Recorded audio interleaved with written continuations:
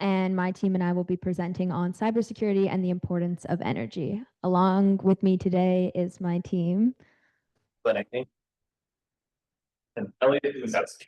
And our mentor was John Haverlack. Let's get started. Oh.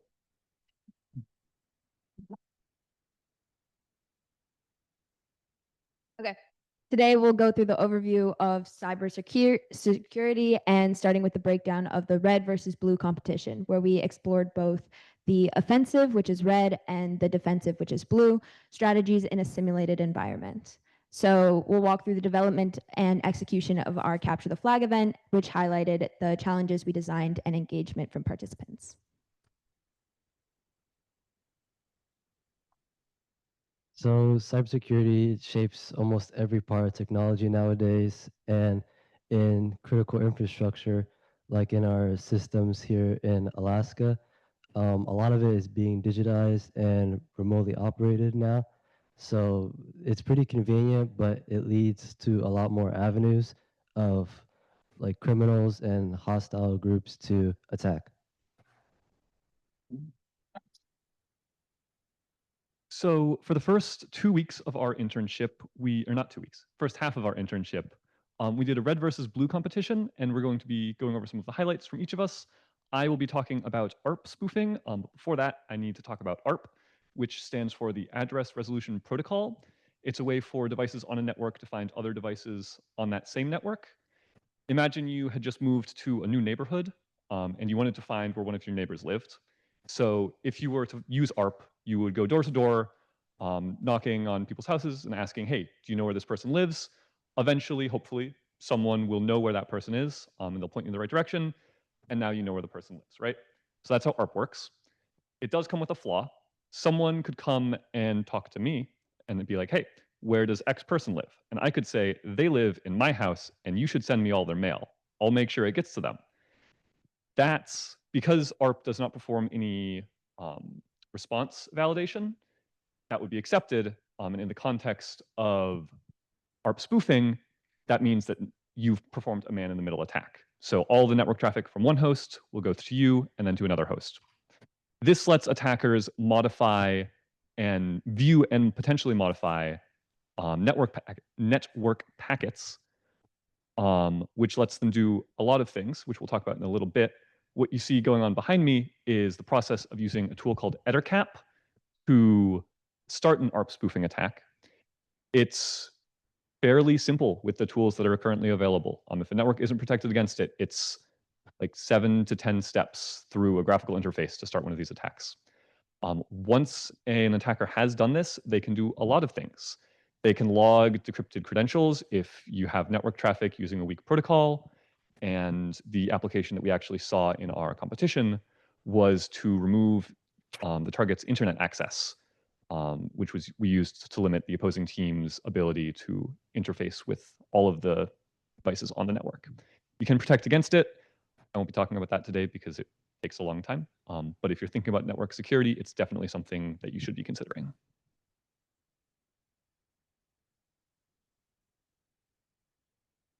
All right, so during the red versus blue challenge, I utilized a lot of defensive strategies. On the side there is some defensive strategies that you could use to protect your own systems. You don't need to be a cybersecurity specialist to understand it. But the one I'm going to be talking about is honey tokens. And basically, you could think of it as like if you were in your own house and you wanted to protect what's in your house, you would lock your doors and your windows. That's basically what we do when we put up firewalls, make sure there's no unauthorized users in our systems, and also using strong passwords. So a honey token is basically a fake file or credential that you use to bait an attacker. And you could think of it as if you were to leave a fake wallet into your house. So once that wallet has been touched, it would give you a alert immediately. And here you could see that I wrote a bash script that you don't really need to understand, but you could kind of put the pieces together. So like up on when it says users, those are the users that I wanted to get notified by if they were to touch my file. And then a little bit further down, you could see a .passwords txt file. That's just kind of give an incentive that I have all my passwords saved on that file. And so this is basically what would run if that file was meddled with in any way. The first set of quotes would be whatever is in the content of my email. And the second set of quotes would be the subject line of the email. And then right next to it is my personal email that I used. I used a Google API key to connect to my bash shell, and it would send me an email right when that file has been meddled with in any sort of fashion. So yeah, Honey Token just lets defenders know about breaches really early and before the real damage is actually done, and it just gives defenders the upper hand of attackers.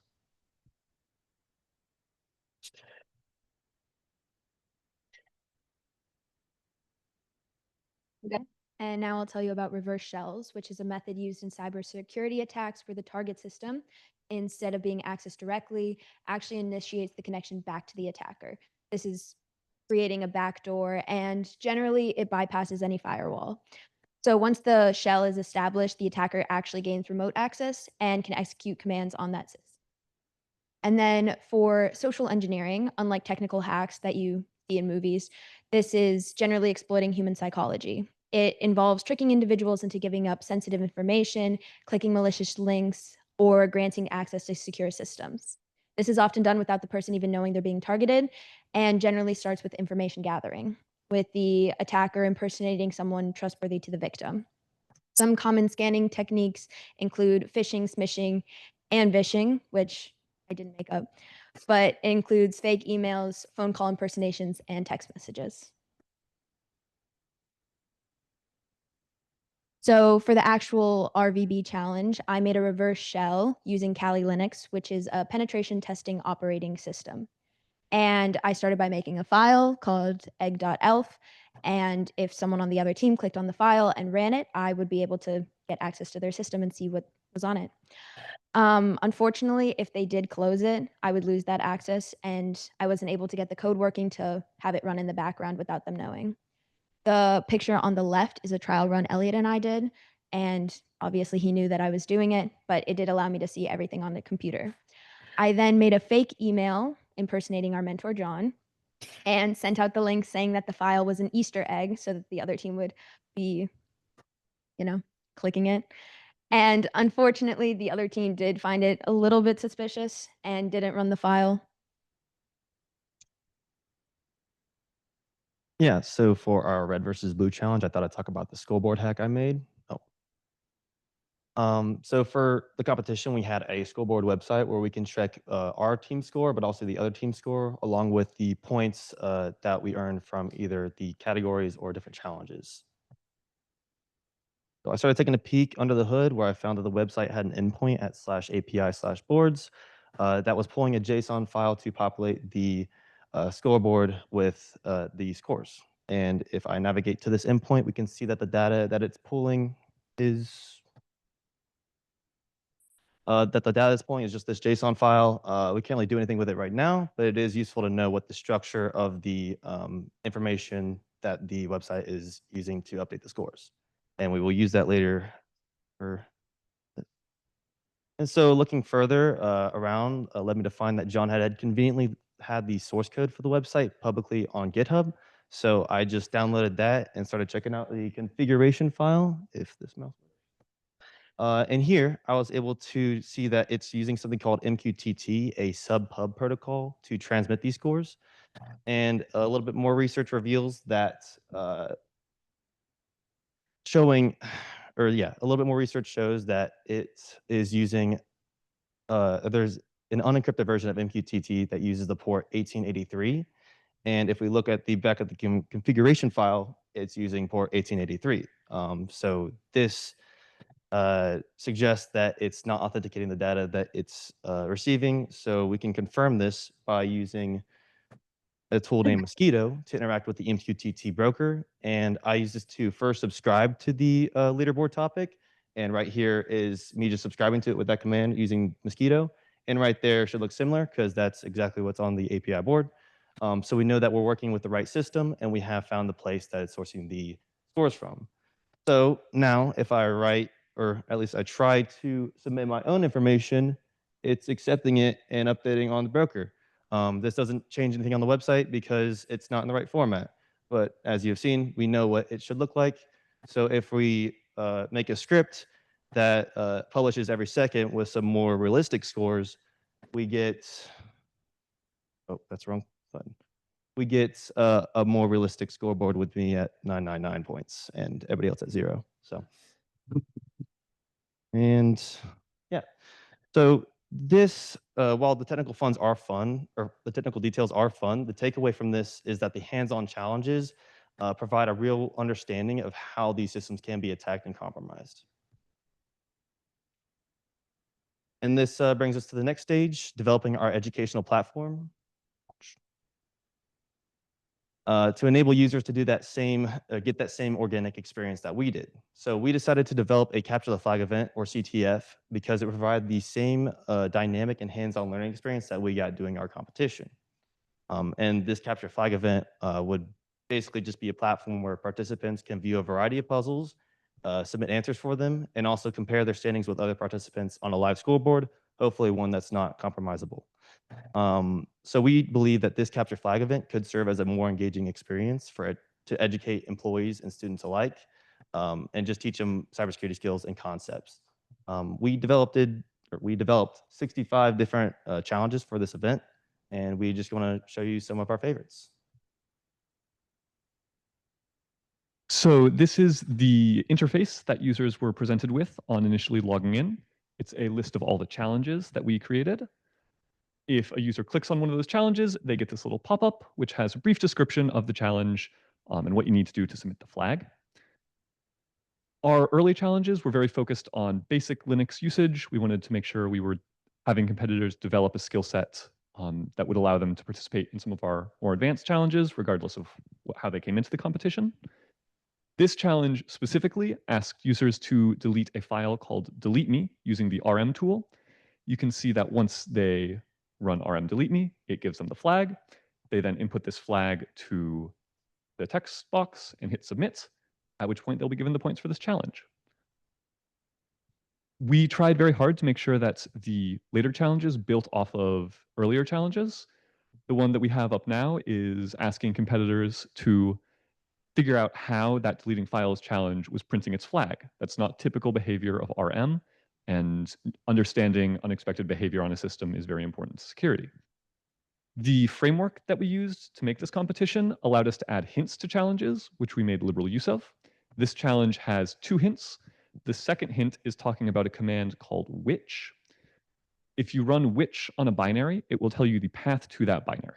So typically, if you ran which RM, you would see something like this path. If you run which RM as RM usage, which is the user they were logged in as for the deleting files challenge, you get a very different result.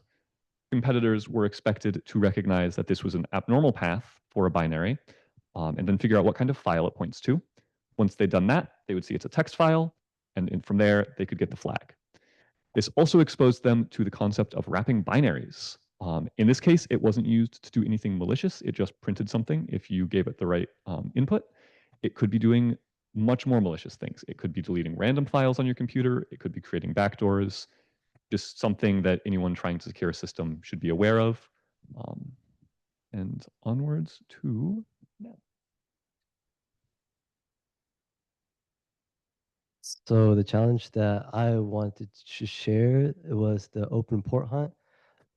So basically, so just to preface, computers, they listen on ports, and you can kind of think of a port as like a numbered doorway, and any unused or undocumented port would technically be an entry point for attackers. And so for this challenge, they would look for a hidden service, which was a port, and the range was 500 to 4,000. And then they would use a port scan tool such as Nmap to discover the port, and they would connect to the port using Netcat, and the flag would immediately come up. So this is what it would somewhat look like when they were doing the challenge. And So they would connect to the machine using SSH, and then they would use nmap-p to approximately scan through 65,000 ports.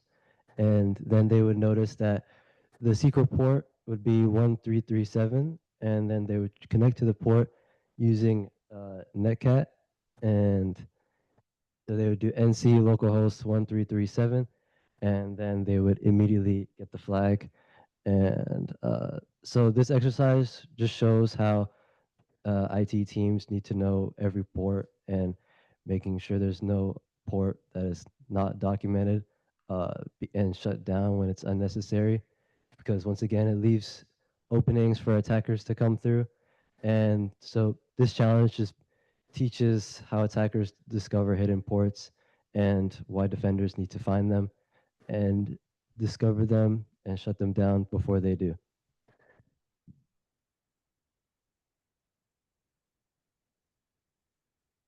So reverse engineering has a wide variety of applications in cybersecurity. It involves roughly parsing through a program's code and manipulating it in a way that its original intended operation is changed and it now does something different and you achieve a different certain outcome.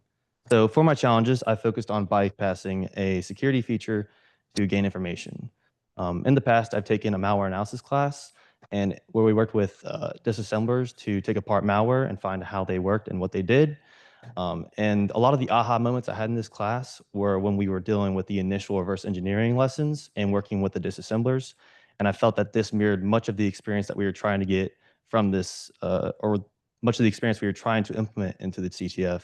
So I developed 3 different reverse engineering challenges for the event. Real quick, a disassembler is just a tool that takes a program's raw code and converts it back to a format that can be read by a human. And for this challenge, users would use Ghidra, an open source disassembler created by the National Security Agency to reverse engineer the broken program and get the flag. To start, users are presented with an executable that when run would just spit that out and not the flag. So it's up to the users to find a way to break the program and spit out the flag. And then once opened, users are presented with 2 main windows, the left displaying the actual assembly code that's being executed by the CPU. Don't worry about executing it or understanding it. I barely do anyway.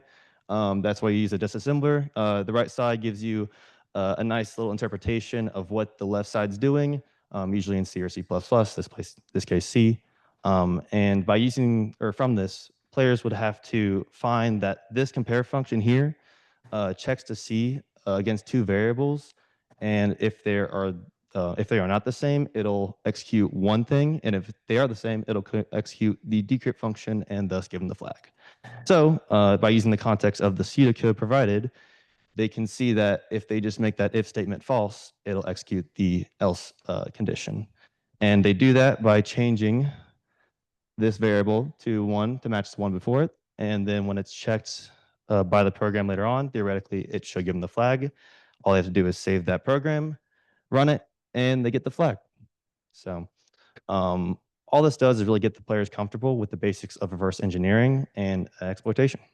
So to finish is Ela.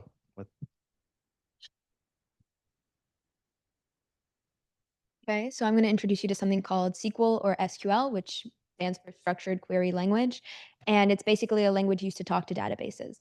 So you can think of a database as an organized digital filing cabinet, and SQL is how we search, update, and manage the information inside of it. So it manages data using relational databases. So those are the green ones. And it's structured in a way of storing data in tables. So like spreadsheet with rows and columns. One set of challenges used SQL and ranged from basic to more advanced tasks. The first few started by exploring simple databases, and they would have to go through tables to locate the hidden flags. This helped participants build a solid foundation in understanding how SQL queries worked. We then introduced real-world security scenarios, which would be SQL injection, and it's a very common web vulnerability. This showed how unsafe handling of user input can leak sensitive data and even compromise an entire system. the goal was to show not just how SQL worked, but also why writing secure code is important, especially for websites. So on the bottom, you can see that if someone did select asterisks from users, this would pull information from a data, and they wouldn't even need a password to log in.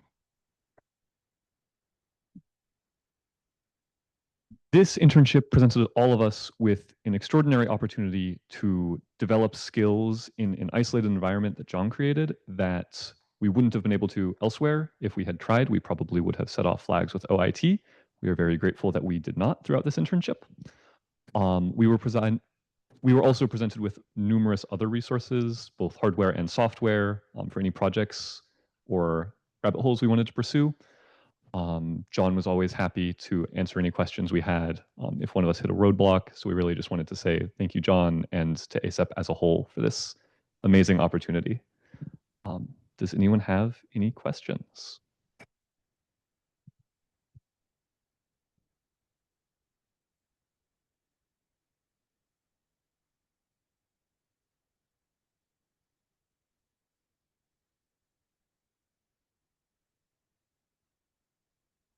What? I saw that there was a way to protect your laptop, sort of, right, or your computer. Are you planning to do that on your laptop? And will you do a demo for ACEP? And never repeat the question on the mic for the online viewers. Okay.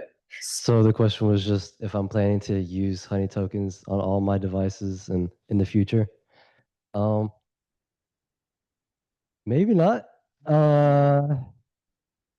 But on a system that like I'm trying like to protect specifically, most likely, because it's a pretty cool way to use like because I connected it to my Gmail, so I don't need to be on my laptop to know what is going on. So it's pretty cool, and once you set it up once, you don't need to set it up again. So I mean, it's an easy setup, but I think I don't really need it for my personal devices. But if I'm going to work in a like a cybersecurity team, I would most definitely do so.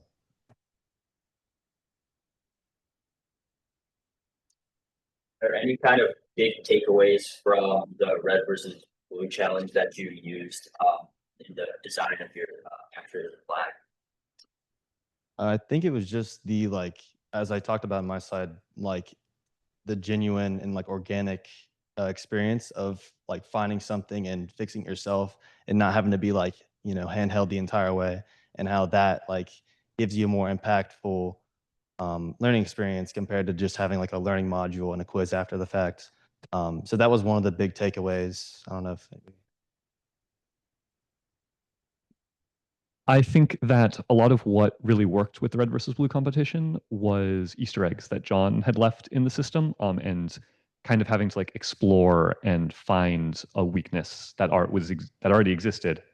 So I think like bringing that over and creating challenges where people had to like they were given a system and they had to find what was wrong with it is I think was a really valuable skill, and it created really engaging problems to solve.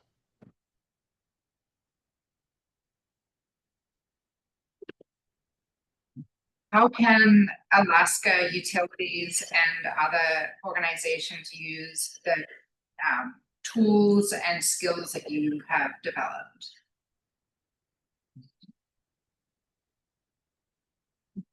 Well, I think that going through flags and like understanding how your system works and ways that you can protect it, and also using commands like nmap and seeing other things that are on your computer and around protects you from malicious activity and makes you aware of what you're doing as well as anyone that might try and break into your system.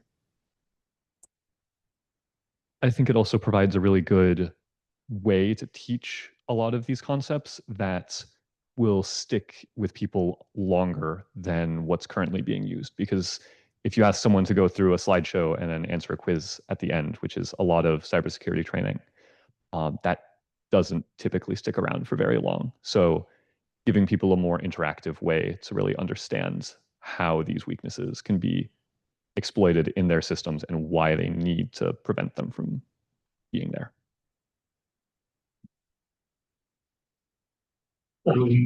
my question is as a participant of the Capture the Flag event, there's lots of questions that weren't able to get to by probably many of the competitors. But are there plans to use those same tools and concepts created from that event for future like groups of people, like say our high schoolers or other people?